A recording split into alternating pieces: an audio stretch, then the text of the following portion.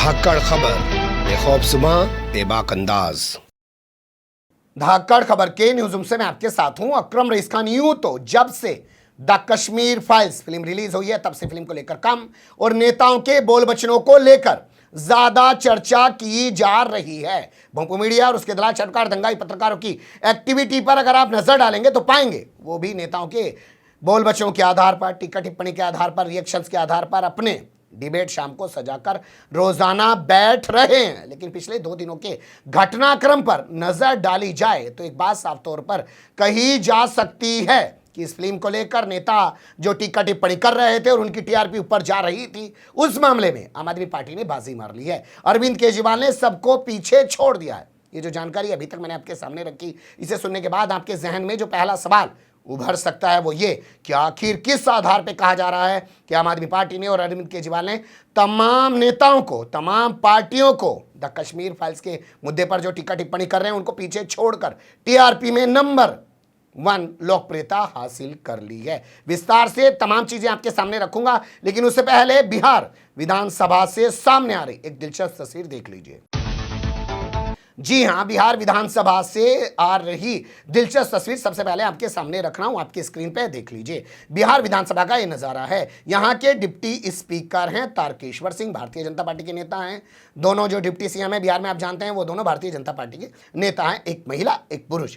तो इन्होंने टिकट बांट दिए सबको, लो भैया विधायकों मुफ्त में जाके फिल्म देखना। लेकिन जैसे ही ये टिकट विपक्ष के नेताओं के हाथ में आए, विपक्ष के नेताओं ने विधानसभा में ही इन टिकट्स को फाड़ डाला। जी हां, यही है सबसे पहली इस बुलेटिन की दिलचस्प तस्वीर कि जो मुफ्त में टिकट बांटे गए थे फिल्म देखने के लिए, उनको विपक्ष के नेताओं ने, आरजेडी के विधायकों ने विधानसभा के भीतर ही फाड़ डाला। अब बात कर लेते हैं अरविंद केजरीवाल और आम आदमी पार्टी से जुड़ी हुई खबरों की। अरविंद केजरीवाल और आम आदमी पार्टी से जुड़ी हुई जो खबरों की मैं शुरुआत आपके सामने करने जा रहा हूं, उसमें सबसे पहला चेहरा आपके सामने ये है विवेक अग्निहोत्री का, जिसने इस फिल्म को बनाया है। उसने अरविंद केजरीवाल को लेकर एक टिप्पणी की है। क्यों की है ये आपको बाद में बताऊंगा, लेकिन पहले क्या टिप्पणी की है वो जान लीजिए। इसने कहा, मैं एक ऐसे नेता के मुंह नहीं लगना चाहता जो गली गली घूमकर थप्पड़ खाता रहता है। आप जानते हैं अरविंद केजरीवाल पर कई जगह हमले किए जा चुके हैं, थप्पड़ मारे जा चुके हैं, उनके ऊपर स्याही डाली जा चुकी है। इस तरीके का रिएक्शन दिया है विवेक अग्निहोत्री ने। अब यहां आपके जहन में सवाल आएगा कि विवेक अग्निहोत्री आखिर सीधे तौर पर अरविंद केजरीवाल के ऊपर इस तरीके से हमला क्यों कर रहा है, तो वो बयान आपके सामने रख देते हैं, सुन लीजिए, आप खुद समझ जाएंगे। कह रहे कश्मीर फाइल्स टैक्स फ्री करो, अरे यूट्यूब पे डाल दो, फ्री फ्री हो जाएगी। टैक्स फ्री क्यों करा रहे हो? इतना ही तुमको शौक है, विवेक अग्निहोत्री को बोलो यूट्यूब पे डाल देगा, सारी पिक्चर फ्री है, सारे जने देख लेंगे एक ही दिन के अंदर। टैक्स फ्री की क्या जरूरत है? यूट्यूब पे क्यों नहीं? सुन लिया आपने, अरविंद केजरीवाल विधानसभा में खड़े होकर कह रहे हैं कि भैया इस वीडियो को यूट्यूब पे डाल दे। टैक्स फ्री की मांग क्यों कर रहे हैं? आपको बता दें, दिल्ली में भारतीय जनता पार्टी के लोग सड़कों पर उतरकर अरविंद केजरीवाल सरकार पर दबाव बना रहे हैं कि जिस तरह से भाजपा शासित राज्यों ने इस फिल्म को टैक्स फ्री कर दिया है, वैसे ही इस फिल्म को दिल्ली में भी टैक्स फ्री कर दिया जाए। लेकिन केजरीवाल सरकार डटकर अड़ी हुई है, खड़ी हुई है, इस फिल्म को टैक्स फ्री करने के लिए तैयार नहीं है। इस मुद्दे पर विधानसभा में भी बात की गई तो अरविंद केजरीवाल ने कह दिया कि भैया टैक्स फ्री के चक्कर में कहां पड़ रहे हो, यूट्यूब पे डाल दो। आप चाहते हो कि इसे हर भारतवासी देख ले, तो यूट्यूब पे डालने के बाद हर कोई गरीब जहां गांव के किसी भी कोने में बैठा है वो देख लेगा। जबरदस्त हमला केजरीवाल की तरफ से किया गया और इसके बाद रिएक्शन आपके सामने है विवेक अग्निहोत्री का। बता दें आपको, विवेक अग्निहोत्री ने जब से फिल्म बनाई है तब से उसकी टीआरपी भी टॉप पे जा रही है, वरना इससे पहले उसका इतिहास नहीं रहा है कि कोई कामयाब फिल्म उसने बनाई हो। उसको मोदी सरकार ने Y+ सिक्योरिटी भी दे दी है। शायद इसी वजह से वो केजरीवाल का मजाक भी उड़ा रहा है कि देखो मैं तो Y+ सिक्योरिटी में घूम रहा हूँ, मैंने एक विवादित फिल्म भी बनाई है, मेरे ऊपर कहीं कोई हमला नहीं हुआ। लेकिन केजरीवाल जगह जगह थप्पड़ खाते हुए घूमते रहते हैं।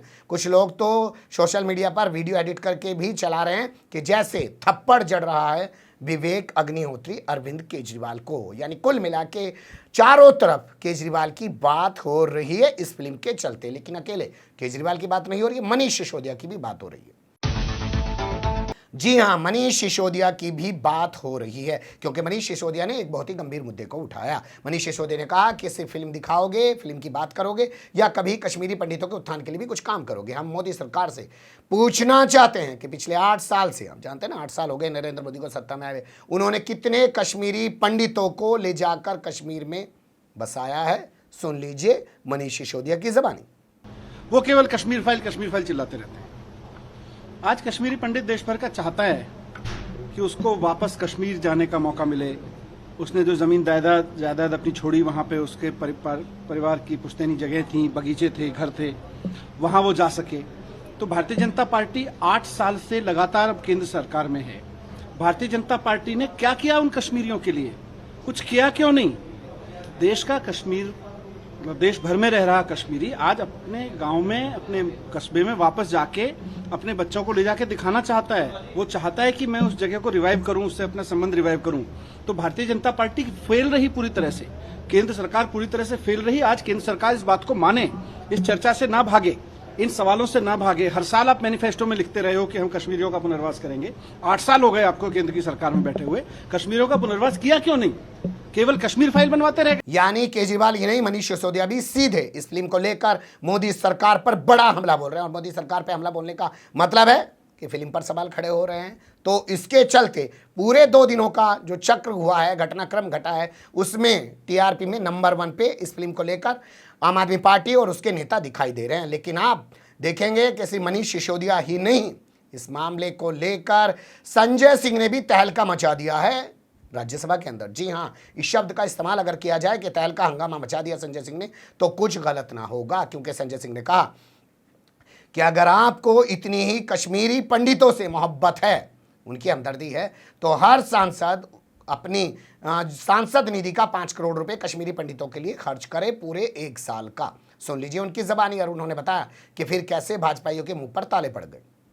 बिल्कुल सारे सांसदों को 1 साल की अपनी सांसद निधि 5 करोड़ रुपए कश्मीरी पंडितों के पुनर्वास के लिए देनी चाहिए, और यही प्रस्ताव मैंने सदन में रखा है। उस दिन से भाजपाई भाग रहे हैं, जवाब नहीं दे रहे हैं। तो कश्मीरी पंडितों के दर्द के नाम पे क्या सिर्फ करोड़ों रुपए की कमाई करनी है, काम कुछ नहीं करना है? कश्मीरी पंडितों के टीचर्स को परमानेंट करने का काम केजरीवाल सरकार ने किया। 93 से 98 बीजेपी रही, कुछ नहीं किया। 98 से 2013 कांग्रेस रही, 15 साल कुछ नहीं किया। तो परमानेंट करने का काम, उनके हित में काम केजरीवाल ने किया, लेकिन हम इसका प्रचार नहीं करते। ये ड्रामे कर रहे हैं, काम करो ना उनके लिए। आज मनीष सिसोदिया ने कहा कि दिल्ली विधानसभा में कि कश्मीरी पंडितों की चिंता बीजेपी को नहीं है, कश्मीरी फाइल्स की चिंता है। बिल्कुल सही बात है। कश्मीरी पंडितों की अगर चिंता होती तो उनके पुनर्वास के लिए 7 साल 8 साल में कुछ तो करते मोदी जी। किया क्या ये बताइए ना आप, काम क्या किया उनके लिए?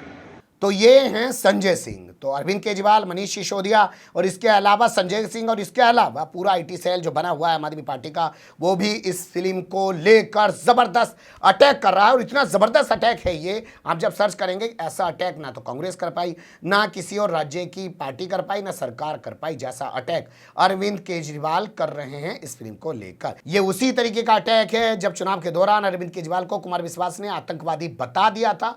तब अरविंद केजरीवाल मुस्कुराते हुए सामने आए थे और उन्होंने कहा कि मैं स्वीट आतंकवादी हूं, ऐसा स्वीट आतंकवादी हूं जो स्कूल बनाता है, अस्पताल बनाता है। ऐसे आतंकवादी सभी हो जाएं तो और बढ़िया हो। इस तरीके से उन्होंने, ये हमेशा वही पॉलिटिक्स करते हैं कि कहा कि चौकीदार चोर है, तो नरेंद्र मोदी और भाजपा वालों ने अपने नाम के आगे चौकीदार लिखवाना शुरू कर दिया। इसी तरीके से जब भी आप अटैक करेंगे केजरीवाल पे, तो विक्टिम कार्ड भी खेलना जानते हैं और अटैकिंग जो है मुद्रा में भी रहना वो जानते हैं। और इस फिल्म के जरिए उन्होंने फिर से एक बार अपनी रणनीति को सबके सामने रखा और दिखा दिया है कि भैया जब टीआरपी लूटने की बात आएगी ना किसी भी मामले पे, तो उसमें आम आदमी पार्टी और केजरीवाल का कोई सानी नहीं हो पाएगा। और जो आज मोदी सरकार कर रही है, यही शुरुआत इन लोगों ने अन्ना आंदोलन से की थी, वहीं से सीख के आज मोदी सरकार और तमाम भाजपा सोशल मीडिया का इस्तेमाल करके कर रही है। ये इसके जनक हैं, ये इन्होंने एक बार फिर साबित किया है। बने रहिएगा धाकड़ खबर के साथ। एक एंगल था, मुझे लगा कि आपके सामने इस नज़रिए को ज़रूर रखना चाहिए। फिलहाल कमेंट्स के रूप में आप लोग अपनी राय दे सकते हैं, खबर को लाइक कर सकते हैं, चैनल को सब्सक्राइब कर सकते हैं और ज़्यादा से ज़्यादा हमारी खबरों को शेयर कर सकते हैं। फिर ऐसे ही किसी सुलगते हुए या उलझते मुद्दे लेकर मैं आपके सामने हूँगा हाजिर। फिलहाल अभी मुझे दें इजाज़त।